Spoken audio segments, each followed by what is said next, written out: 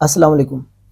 आज मैंने बात करनी है जिन लोगों को हर टाइम जो है छींकें आती रहती हैं या उनका जो केरा है नाक से गिरता ही रहता है, हर टाइम उनका नाक बहता रहता है या फिर उनका जो केरा है वो गले की तरफ पीछे गिरता रहता है या फिर उनकी जो आँखें हैं उनमें से पानी आता रहता है हर टाइम और उनको गले के अंदर खराश रहती है। तो ये बेसिकली एक एलर्जी है जिसको हम एलर्जिक रिनाइटिस कहते हैं।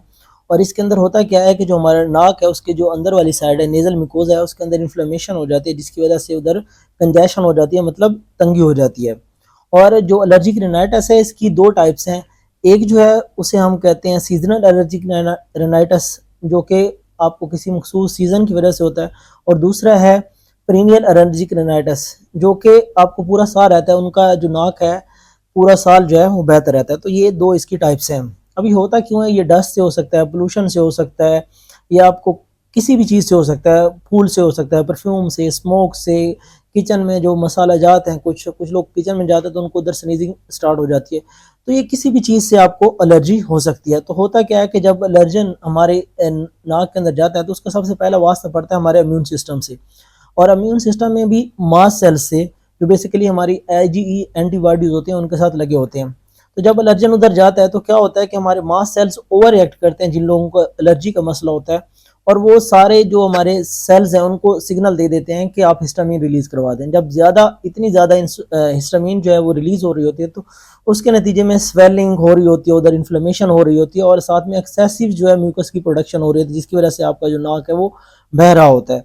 और इन दो जो रिजल्ट्स हैं, इन्फ्लेमेशन और एक्सेसिव जो म्यूकस प्रोडक्शन है, इसकी वजह से एक तो नाक जो है हमारा कंजेशन हो जाती है, अंदर तंगी हो जाती है, और उससे दो हमारे मेन स्ट्रक्चर्स जो हैं इसके नाक के अंदर जो ओपन हो रहे हैं वो बंद हो जाते हैं। उनमें एक तो है हमारे पास नेजो लैक्रिमल डक्ट, एक डक्ट है जो कि हमारे टीयर्स होते हैं उनको ड्रेन करवाती है हमारे नाक के अंदर। एक तो ये बंद हो जाएगी जिसकी वजह से आपको आंखें जो हैं उनमें से पानी आ रहा होगा, जो या आंखों में खारिश वगैरह हो रही होती है, एक तो इस वजह से हो रहा था। दूसरे नंबर पे है यूस्टेशन ट्यूब।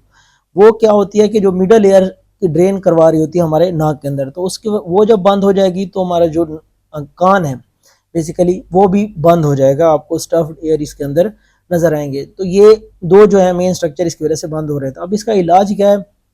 इलाज में हम जो है सबसे पहले तो अवॉइडेंस ही है। आपने उस एलर्जन से बचेंगे तो 90% जो है आपको एलर्जी नहीं होगी। अगर आप नहीं बचते तो फिर इसके लिए दूसरे नंबर पे जो मेडिसन है एंटी हिस्टामिन इस्तेमाल कराए जाते हैं जिससे हिस्टामिन को ब्लॉक किया जाता है। और दूसरे नंबर पे जो मास सेल स्टेबलाइजर इस्तेमाल किए जाते हैं, क्योंकि इसके अंदर मास सेल जो हमारे हैं वो डिस्टेबलाइज हो जाते हैं तो उनको स्टेबलाइज किया जाता है, वो भी यूज़ किए जाते हैं एजेंट्स।